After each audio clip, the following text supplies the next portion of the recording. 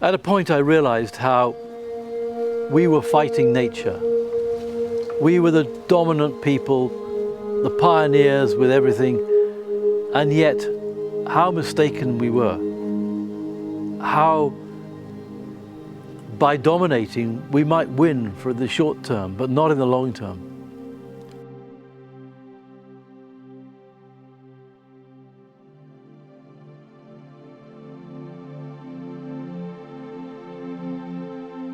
My name's Felix Appelbe, and we're in Gloucestershire on my farm. And I came here in 1972, a really run-down place. As a child, I wanted to be a farmer when I was 4. Either be a farmer or a railway driver, railway engine driver. Yes, sonny, but what do you really want to do? I said, I want a farm. And this is where I discovered this farm. It grew out of my boots. I'd seen a few farms before, but this one grew through my boots. And I was just young and innocent, and I said, oh yes, I'll buy the farm. And it's been a great joy ever since. It's been absolutely wonderful. When I was 10 years old or so, I used to work on a farm down in Somerset. And I had a very interesting experience, many experiences. One was that I worked potato picking with prisoners who were allowed out for the day, and they came every year. And my great friend became Wilf, who was much older than I was. He's about 100, I think. And he used to sign his name with a cross. They were on the paper bags that he got paid for. Anyway, the point is that at the farm, my great hero in life was called Dr. William Plant.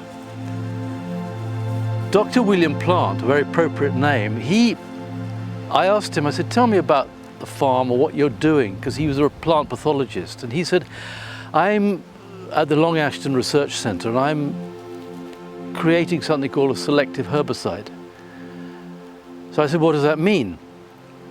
And he said, what it means is that we can spray a field of grass, but we're trying to get rid of the weed and not the grass. So I said, tell me more. He said, well, take a thistle, for example. We want to get rid of the thistle. I feed the thistle with something it loves. And it grows, and it drinks it all in, and it takes it down to its roots, and poof, it explodes.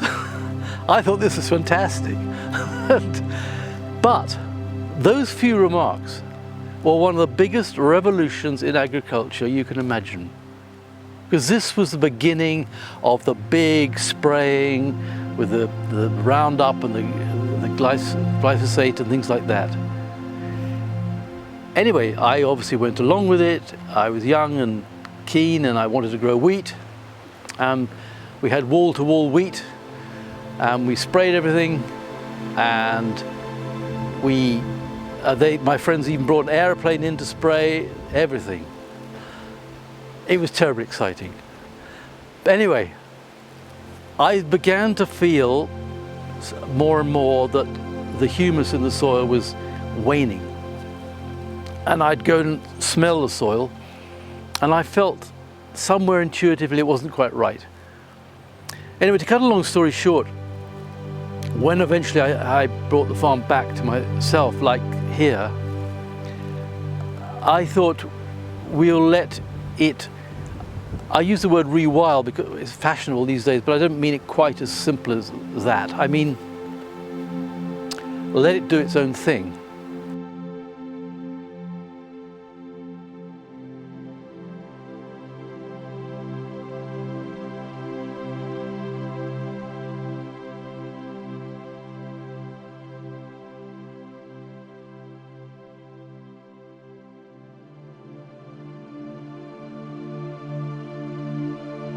I've seen this field in the 70s, deep mud, and somebody going over it with a sort of quad bike and a fertilizer spinner, struggling in the rain. Because we were planting winter wheat, or we had planted winter wheat, and we were trying to feed it. And What is he doing? He's putting nitrogen on the plant to make it grow. That nitrogen, that nitram, is actually oil-based and has come from perhaps the North Sea, under the North Sea, or maybe the Arabian Desert. So man in his wisdom has gone over to the Arabian Desert, dug a big hole, got out some black liquid and made it into oil. And now we're pouring it onto the earth here, which once was under the sea as well. Anyway, when I took the farm back more into my own hands, nitrogen was getting very expensive. Oil prices were rocketing, and I felt there was a better alternative, and that was to plant red clover. And I talked to the Dutchy farm nearby, which is an organic farm, and they helped me put a grass lay down with a lot of red clover in it, because that's nitrogenous and has a leguminous a root that gives out nitrogen. And after 3 years of that, you could grow a crop of wheat without any fertilizer at all. So the local farmers thought, Felix, what are you up to this time? And I said, well, you watch this space because it might be cheaper for you to do the same. Anyway, I noticed a number of them adopting it now, which is rather heartening.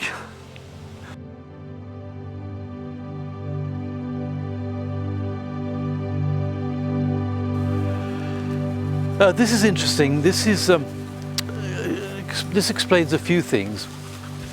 First of all, these fields, sometimes when we had the big wheat, wall-to-wall wheat, bigger machines didn't like hedges, and they tend to get ripped out a bit. And this field was 30 acres before, and I decided now, more recently, to plant new hedges and make smaller fields. So this is a new hedge about 8-9 years old. Nice wooden gates always. And there's another one over there, which is also, so we've got two or 3 acre paddocks. Not so good really for big machinery, but perfectly all right for sheep and for cutting as well. And this field here is interesting because this is slightly difficult soil. In a way, we've come off the brash, the Cotswold brash, and it hangs pretty heavy in here, this one field, and you get a different habitat. And we've planted here a sort of yellow clover that will again be a winter larder for small birds, and a couple of big patches of canary grass which I've saved, which will give a lot of winter cover in the cold winter months.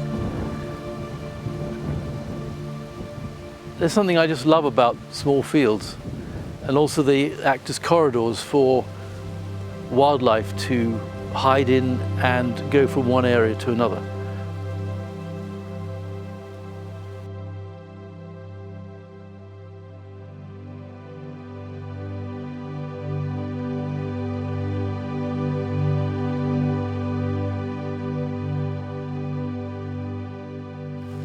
I'd just like to show you this quickly because this is exactly a mixture. Here is a grass called canary grass that is long and stalky. We don't use it for anything except it's a wonderful winter shelter for, warm winter shelter for birds. And it's not just a monoculture, it's got a lot of weeds in it, you'll see, a lot of docks. And these dock seeds will be a feast for certain birds. And it's near the hedge so that birds can protect themselves from predators, and yet they can come out here and dry themselves off as well. And one of my great aims is to get them so that they naturalize these birds, and and I'm very keen to get grey partridges. I don't know why they're so elusive, but we've got the habitat now for them, and I just love to see them. And I would like to encourage them as much as I can. I'm trying very hard to find them.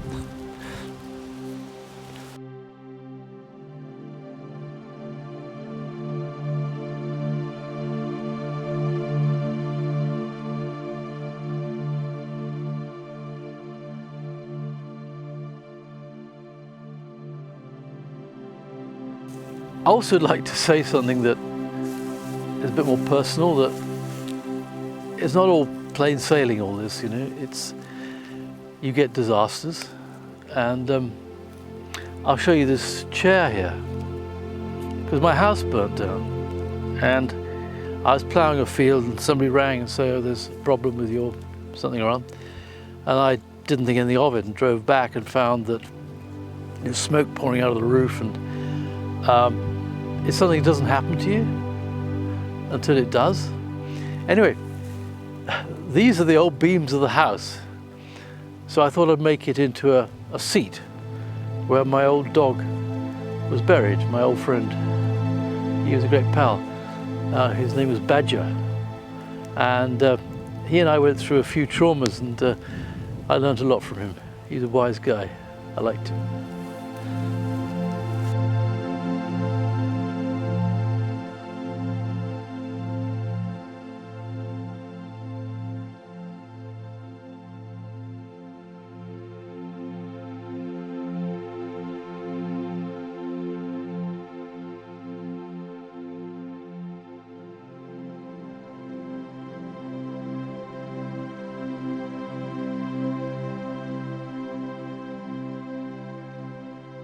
And here we've got these lovely marsh orchids, which are beginning to go over a bit, but you get these coming through, and there's a few more. Here's a beautiful purple one here, more vivid. Here. Isn't that beautiful? Underspoken beauty. And look, you can add a bit of colour with it. Look at that. Why go to the Tate Gallery? You've got it all here.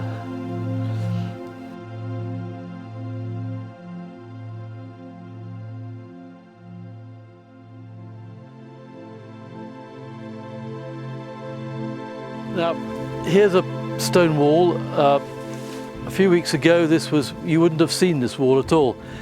It was covered in brambles, huge amount of brambles, and the wall was completely fallen down in the brambles.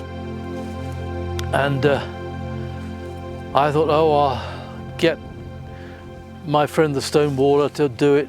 And then I thought, no, I'll do it. And that's what you do here, because it's fun. And you're daunted at first, you think, oh, I can't do that. And here you'll see a prime example of amateur stone walling. This is called farmer stone walling. And it's botched up a bit, I know that, because I was always in a hurry. But it's all right. And you don't have to be an expert on things, just do it. And an old boy, he never taught me, but I used to do a little bit with him, and he said, the great trick is, when you pick up a stone from the ground, put it in the wall, don't put it down again. And it makes you much faster, and also your eye gets accustomed to what's needed, and you just do it. So I'm proud of this wall in one respect, where I did it, but not so proud because it isn't the best in the world. But it's still a stone wall, and it's part of its heritage. And it'll be a home in here for a weasel or maybe a grass snake or anything. Lots of things will live in here. Quite nice, out of the wind. And so, yeah, just get on with it, that's what I say. And also have passion. And so you walk past it and you think, yeah, I did that. Yeah.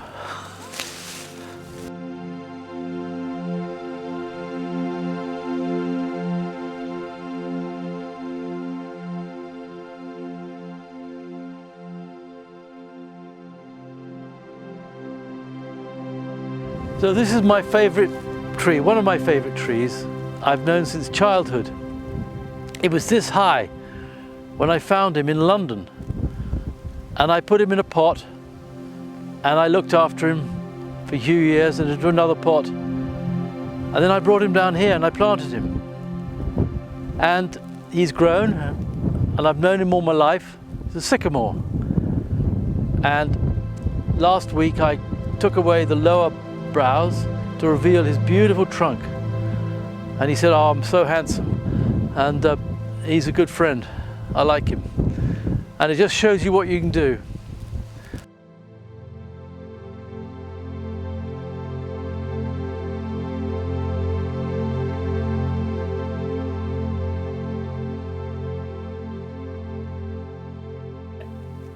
I've sometimes been asked, why are you doing this?